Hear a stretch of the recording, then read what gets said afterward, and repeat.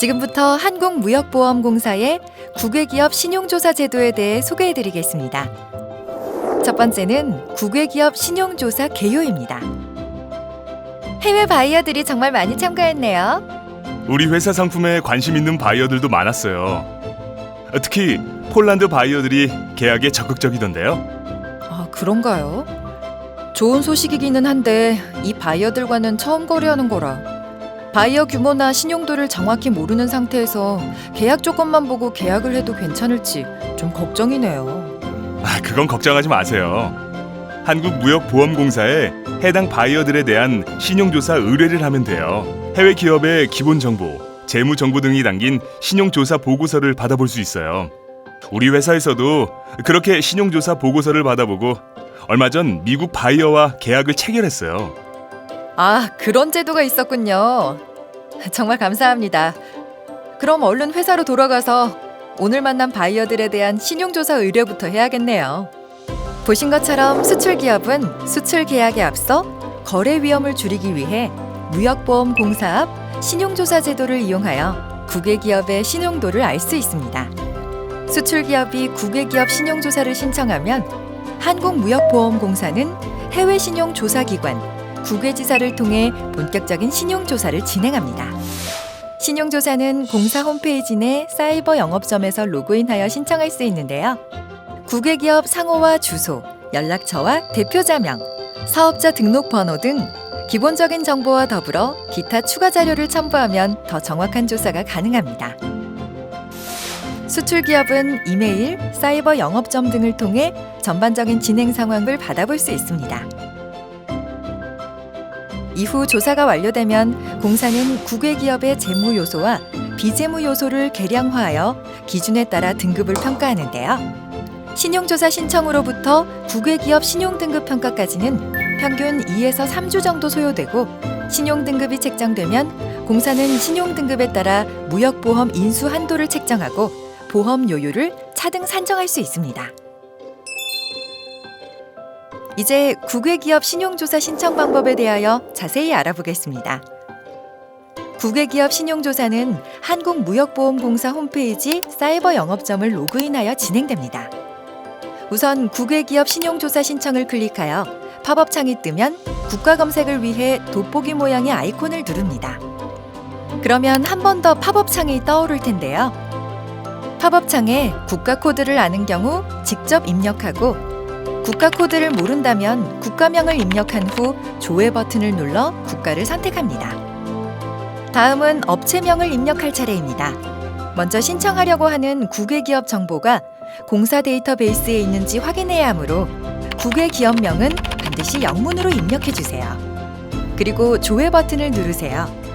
만일 그 국외기업이 무역보험공사가 과거에 조사한 이력이 있다면 하단의 목록에 나타납니다.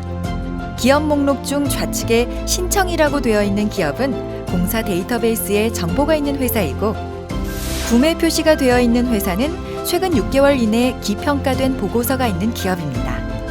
신청 표시가 되어 있는 기업에 대하여 신용조사를 신청하실 경우 화면에 보이는 주소, 전화번호 등을 확인하신 후 변경이 있을 경우 직접 수정하고 신청하시면 됩니다.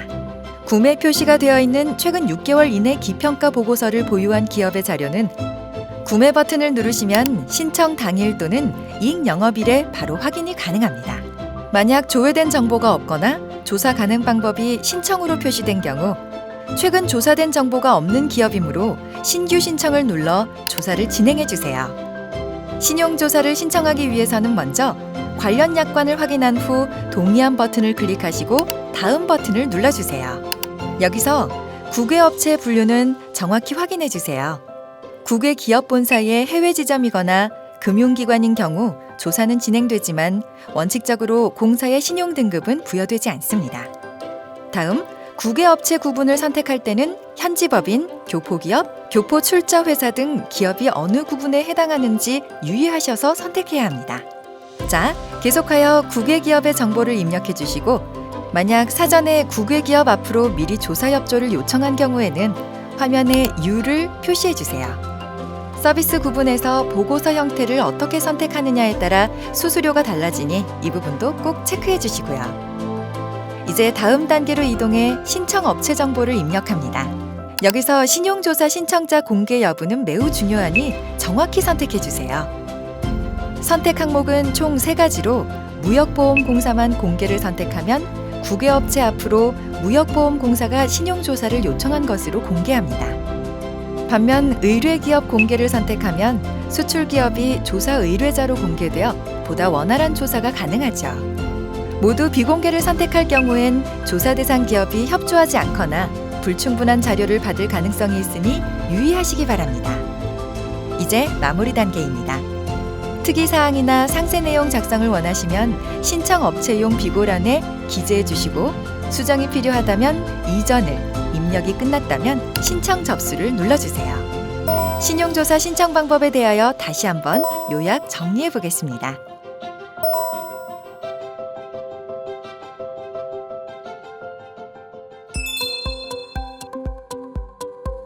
다음은 신용조사 보고서 수수료와 신용조사 소요기간에 대해 알아보겠습니다. 앞서 신용조사 보고서의 형태에 따라 수수료가 달라진다는 점을 언급했는데요. 무역보험공사에서 제공하는 보고서는 요약보고서가 기본으로 기업 정보와 신용등급을 확인하실 수 있습니다. 풀 리포트는 영어 원문 조사 보고서까지 포함되어 있습니다. 기업 규모에 따라서도 수수료가 달라지는데요. 신용조사 신청 기업이 중견 중소기업인 경우 대기업보다 50% 더 저렴한 비용으로 보고서를 이용하실 수 있습니다. 참고로 수수료 및 중견 중소기업 혜택은 변동할 수 있으니 신청 전에 공사 홈페이지 공지사항에서 정확한 금액을 확인해 주세요. 또 재무제표가 미비하거나 신용조사가 불가한 경우, 조사가 지연된 경우 등 상황에 따라 수수료가 감면 혹은 면제될 수 있으니 참고해 주세요. 다음은 신용조사 소요기간입니다. 일반적으로 신용조사는 신청 접수, 대외 의뢰서 발송, 보고서 접수, 조사 완료 과정의 순서로 이루어집니다. 조사를 진행하면서 국외기업에 대한 정보가 부족하거나 국외기업이 협조하지 않는 경우 등 예기치 못한 상황 때문에 조사가 지연될 수 있는데 이때 알림 서비스를 신청하면 신용조사 진행 단계를 이메일, SMS 등을 통해 실시간으로 받아보실 수 있습니다. 이렇게 신용조사가 완료되기까지는 국가별, 조사기관별, 개별 국외기업별로 차이가 있으나 평균 2주에서 3주 정도 소요됩니다. 다시 한번 신용조사 수수료와 소요기간, 유의사항을 확인해 주세요.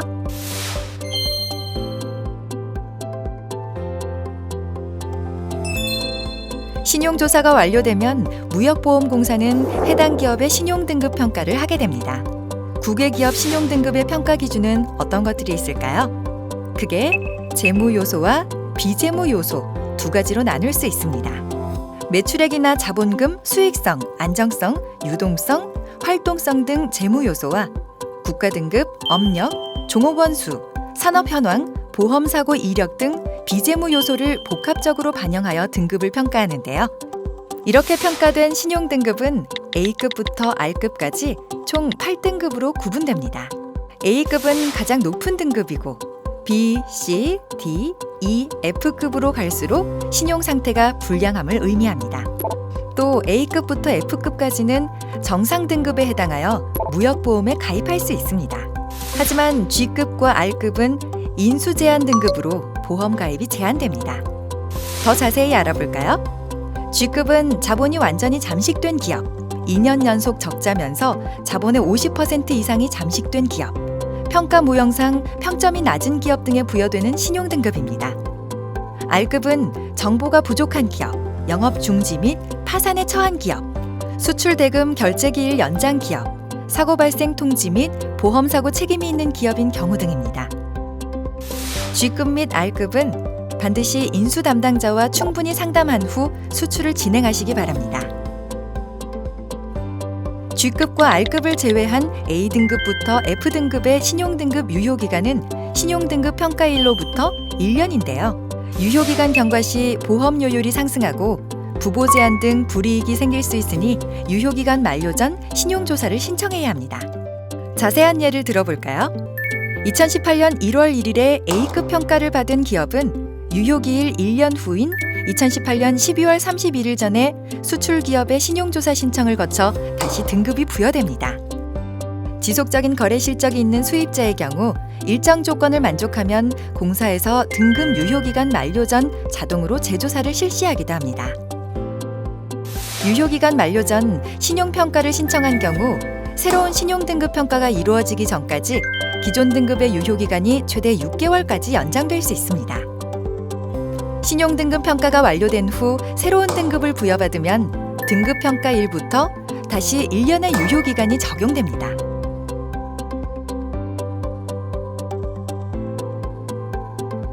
단 수출기업이 신용조사 재신청을 하지 않거나 공사의 자동 재조사도 진행되지 않는 경우 해당 기업은 등급이 만료되어 무역보험 부보 시 불이익을 받을 수 있으니 유의하세요.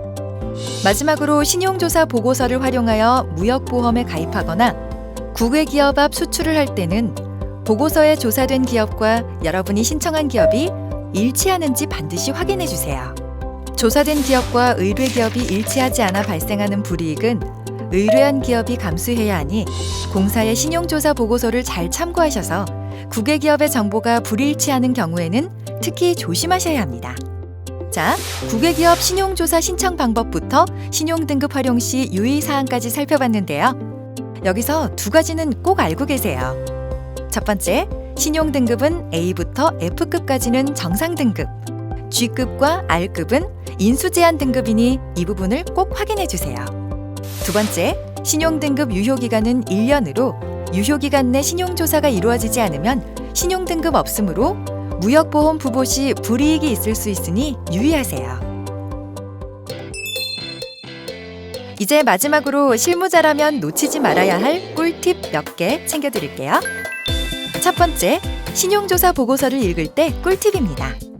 먼저 신용조사 보고서를 받은 후에는 신용조사 보고서상 국외기업과 조사를 의뢰한 국외기업 정보가 일치하는지 꼭 확인해 주세요. 납세번호와 주소, 대표자, 사업자 등록번호를 재확인하고 조금이라도 이상한 부분이 있다면 공사 담당자와 의논해 주세요. 무역보험 이용 정보를 확인할 때는 전체 부보 실적, 최근 1년간 부보 실적, 보험사고 이력을 확인하고 신용등급 변동 내역도 꼭 체크해 주셔야 합니다. 두 번째, 신용등급 관리 관련 꿀팁입니다. 국외기업 신용등급 유효기간은 1년인데 신용등급 재평가 요청이 없는 상태에서 유효기간이 만료되는 경우 무역보험 가입이 제한되니 유효기간 만료일을 꼭 사전에 확인해 주셔야 합니다. 국외기업 신용등급 유효기간 만료 예정 국외기업은 보험공사 사이버 영업점에서 일괄적으로 확인할 수 있습니다. 만약 공사 측에서 신용등급 유효기간이 만료된 국외기업에 대해 자동 재조사한 경우에는 신용조사 의뢰를 하지 않고 무역보험 부보 진행이 가능한데요. 필요한 경우 해당 보고서를 구매하여 기업 정보와 재무 현황을 파악할 수 있습니다. 마지막으로 신청 기업이 국외기업의 재무자료를 직접 제출하여 신용등급을 평가받는 경우입니다. 국외기업이 재무자료를 제출하지 않거나 신용조사에 협조하지 않는 경우에는 수출자가 직접 공사에 해당 국외기업의 재무자료를 제출해 신용등급 평가를 받을 수 있습니다. 단, 해당 자료는 결산일을 기준으로 최근 3년 이내 공인회계사가 재무제표를 감사한 후 서명한 자료로 적정 의견이 명시된 영문 및 국문 보고서여야 효력이 있습니다. 또한 제출 시점으로부터 6개월 이내에 무역보험공사의 신용조사가 실시되어 비재무적 정보가 공사에 입수된 바 있는 국외기업이어야 하죠. 해당 조건을 모두 충족한 기업의 재무자료와 관련된 확인서를 함께 제출하시면 공사는 제출 자료의 사실 여부를 확인합니다. 확인서에는 대표이사의 기명 날인이 포함되어야 하며 최근 3개월 이내 발급된 법인인감 증명서를 함께 준비하셔야 합니다. 확인서와 법인인감 증명서 등의 자료는 사이버 영업점을 통해 접수하시면 됩니다. 이렇게 인정요건 확인, 자료 제출, 진위 확인을 거쳐 국외기업 등급평가에 반영할 수 있습니다.